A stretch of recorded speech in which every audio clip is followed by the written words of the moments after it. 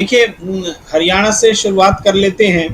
हरियाणा में बीजेपी की पहली सूची आ गई है और कांग्रेस की अब तब कभी भी आ सकती है। तो पहली सूची आने के बाद ही प्रत्याशियों की सूची हंगामा और बवाल शुरू हुआ। ये अस्वाभाविक भी नहीं है, लेकिन थोड़ा सा लीक से हट के ज़रूर है कि मंत्रिपरिषद से कोई इस्तीफा दे रहा है, कोई कार्यकारिणी सदस्य छोड़ रहा है, विधायक इस्तीफा दे रहे हैं और बहुत तरह की चीज़ें एक साथ हो रही हैं। तो एक ये है। दूसरा, दल बदलुओं को उन्होंने अपने यहाँ टिकट दिया है, बड़ी संख्या में, लगभग 9 या 10 की संख्या है। इसके अलावा परिवार से जुड़े हुए, जो परिवारवाद का दिन रात विरोध करती है, ऐसे उम्मीदवारों को भी उसने मौका दिया है। यानी चुनाव जीतने के लिए जो अधिकतम प्रबंधन वो कर सकते हैं, यहाँ तक कि 13 जाटों को भी टिकट दिया है, ये बताने और जताने के लिए कि जाट बिरादरी से हमें कोई बैर नहीं है, जबकि उनकी पूरी सियासत जाट के विरुद्ध गैर जाटों को जोड़ने की रही है। लेकिन वहाँ भी उन्होंने कोशिश की है, पर ये कोशिशें केवल, अगर अंकगणित होती, राजनीति केवल चुनाव के समय में मैनेजमेंट का ही नाम होता राजनीति, तब तो सफल थी। जी। लेकिन राजनीति इसी का नाम नहीं है। बीते समय में आपने क्या व्यवहार किया है आंदोलनकारियों के साथ, महिलाओं के साथ, अपने पदाधिकारियों के साथ, बेरोजगारों के साथ, ये मायने रखते हैं।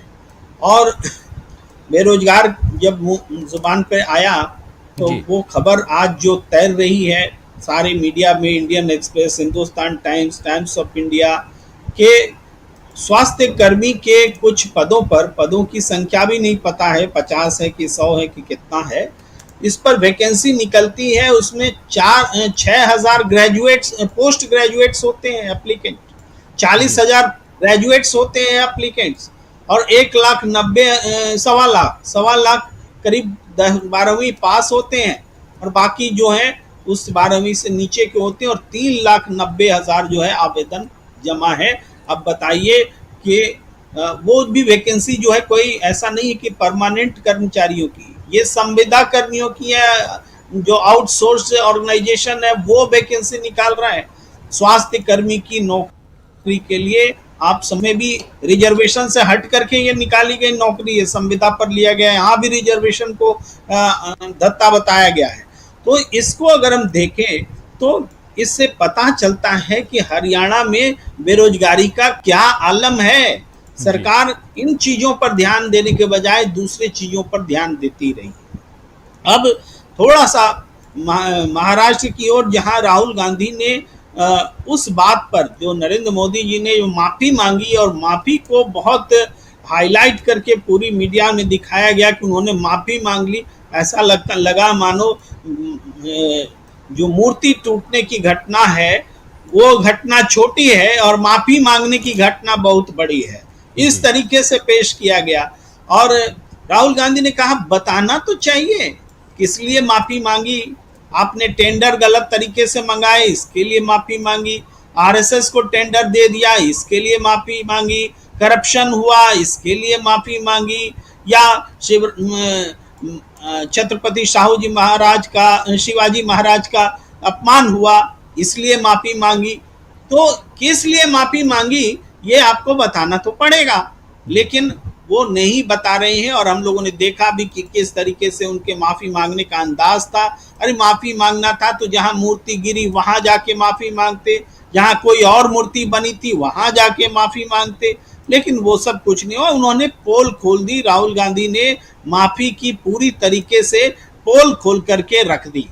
और इसके अलावा जो बात वो अक्सर करते आए हैं, देश और समाज को बताते आए हैं कि ये सरकार अंबानी अडानी की सरकार है, ये उनके लिए काम करती है, आम लोगों के लिए काम नहीं करती है, और ये संघर्ष उनका जारी रहेगा। तो महाराष्ट्र में वो हम चुनाव जीत रहे हैं, इसका भी दावा राहुल गांधी ने किया। राहुल गांधी बहुत विश्वास के साथ जम्मू कश्मीर में भी जीत के दावे कर रहे हैं, हरियाणा में भी कर रहे हैं, और हरियाणा हालांकि अभी इंतज़ार है कि चुनावी रैली वो करेंगे, लेकिन इधर महाराष्ट्र में भी वो जीत के दावे कर रहे हैं।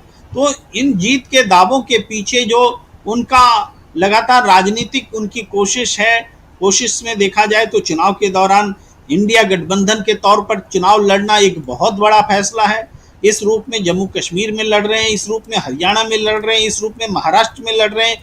तो ये बड़ी घटनाएं भारतीय जनता पार्टी के खेमे में भी कई तरह की चेन को जन्म दे रही है, कई घटनाओं को जन्म दे रही है, जिसमें बिहार में संभावित उथल पुथल की जो उम्मीद पैदा हो रही है, एक संभावना पैदा हो रही है, वो भी इसी राजनीति का परिणाम है। क्योंकि जातीय जनगणना, संविधान बचाने का सवाल या 50% का रिजर्वेशन बैरियर तोड़ने का सवाल, जिसमें कि बिहार में मुद्दा है कि 65% रिजर्वेशन वाले मुद्दे को 9वीं अनुसूची में डालिए। तो इन सारे सवालों पर वो जिस तरीके से झकझोर रहे हैं, जिसमें आरएसएस को भी अपना स्टैंड बदलना पड़ रहा है, कभी ये कभी वो, और बीजेपी निर्णय नहीं ले पा रही है। ये सारी चीज़ें राहुल गांधी अपनी सभाओं और कॉन्टैक्ट्स के माध्यम से, जनसंपर्क के माध्यम से कर रहे हैं, और बीजेपी भारी दबाव में महसूस कर रही है। नरेंद्र जी, भारतीय जनता पार्टी बीते दिनों से जो राजनीति करती रही है, उसमें माना ये जाता रहा है कि मोदी जी चुनाव जिताते हैं, वो जिसको खड़ा कर देंगे वो जीत जाएगा, और इसी हिसाब से वो जिसको टिकट देंगे वो देंगे, और बाकी यहाँ तक कि विरोध करने का तो सवाल ही पैदा नहीं होता था, कोई विरोध नहीं कर पाते थे। टिकट कट जाए तो विरोध नहीं, टिकट का क्षेत्र बदल जाए तो विरोध नहीं, टिकट मिल जाए तो भौचक रह गए कि हमने तो सोचा नहीं था। इस तरीके से चीजें चलती थी, जो तय हो जाता था वो होता था, हम बात नहीं है। इसका मतलब है कि इनको जो विरोध कर रहे हैं, बगावत कर रहे हैं, उनको पता है कि हमारे बोलने का भी अब कोई मतलब नहीं रह गया है। पहले भी ये पता था, लेकिन पहले पार्टी नहीं छोड़ते थे। अब क्या है कि इनको लगने लगा है कि भारतीय जनता पार्टी अब मोदी पर आश्रित होकर राजनीति नहीं कर रही है, ये इसका संकेत है कि या सेंट्रल कमांड जो होता था, जो बोलता था वही होता था, उससे उलट प्रवृत्ति दिखने लगी है। तो आप देखेंगे पूरे जो घोषित तौर पर भी बात है, नरेंद्र मोदी जी का 4 दौरा हरियाणा में लगा है, अभी तक तो एक भी हुआ नहीं है, और अमित शाह जी का तो 2 तारीख को होने वाला था जींद में, वो कैंसिल भी हो गया, हो नहीं पाया। तो वो ये जो जा नहीं रहे हैं, इसके बहुत कारण है। एक कारण जनता का विरोध है, दूसरा कारण सरकार अपने कमिटमेंट पर उतरी नहीं है सही तरीके से, तो जवाब या देते नहीं बन रहा है। लेकिन सबसे बड़ा कारण संगठनिक है। अगर अपने ही पार्टी के लोग विरोध पर उतर आए, और आप समझिए इस बात को, जो पार्टी छोड़ रहे हैं उनको काला झंडा दिखाने में कितना टाइम लगेगा, उनको नरेंद्र मोदी के नाम से मुर्दाबाद जैसे शब्द नारे लगाने में कितना टाइम लगेगा।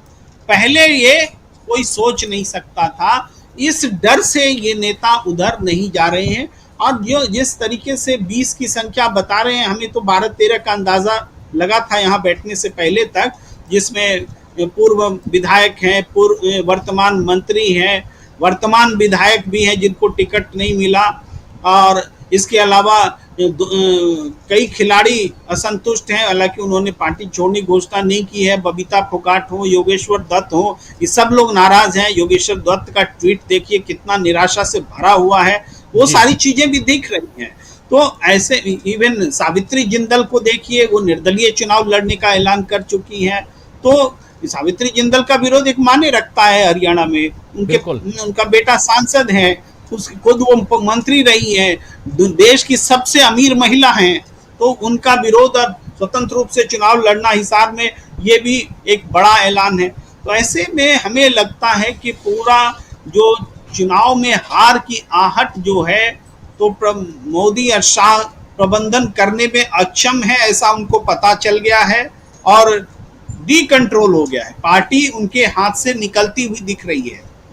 आप देखेंगे सहयोगी भी कोई उनके साथ में न आ रहे हैं, न जुड़ पा रहे हैं। तो इस हिसाब से हमें हरियाणा का चुनाव तो पूरी तरीके से बीजेपी के हाथ से निकलता हुआ दिख रहा है।